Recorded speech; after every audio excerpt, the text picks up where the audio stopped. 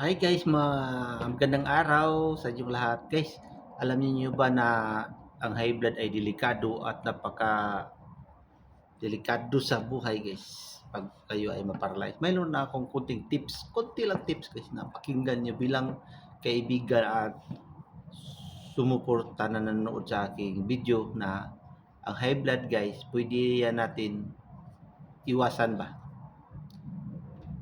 Alam natin high blood tayo. Sa umaga guys, pagising natin, yan ang sikreto, inom kayo ng tubig. Pagising nyo sa umaga, yan. Tapos kakain kayo ng gulay, wag puro mantika guys. Gulay, yan, ganyan. Exercise, kahit kunti lang exercise. Wag wag wag masyadong tamad guys kasi ang high blood napakapangit pag may stroke. Marami akong kasama dito sunod-sunod guys inatake sa high blood age of 40.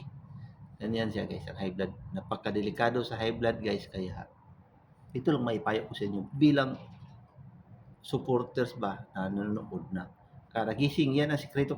Ganyan din, may high blood din ako kahit nagpa-BP ako guys, pero di ako maniwala ba na kasi minsan nahihilo ako, pero ngayon na pag hindi ako uminom ng tubig guys, nahihilo ako.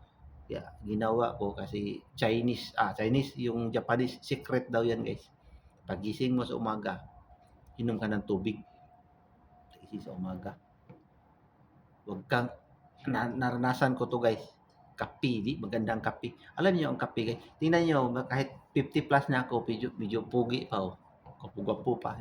Di pa halata na ano, matanda. Alam niyo kung bakit? Di kasi ako mahilig dati sa kape.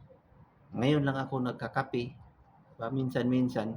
Ang kape nakakulubot sa balat ang kape dahil sa caffeine. Hindi din ako mahilig sa soft drinks guys. Tubig ako. Minom ako ng soft drink ko, di masyado. Alak, hindi din masyado ako guys. Sigarilyo. At napakapangit ang ano guys, sigarilyo, alak sa may high blood. Dito sila guys, hindi naman sila masyado nagiinom, pero nanigarilyo sila, pero hindi masyado.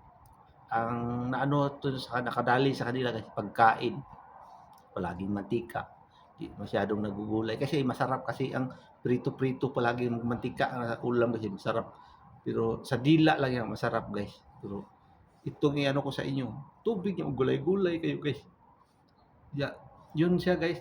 Tapos yun lang ano ko sa inyo kasi matagal na akong nag-ano sa inyo, nagbi-video ba. Yun lang, napaka-simple, simple na yun, hindi pa niyo masunod. Tubig kada gising sa umaga. Huwag kayong magkape. Yan maganda. Thanks for watching.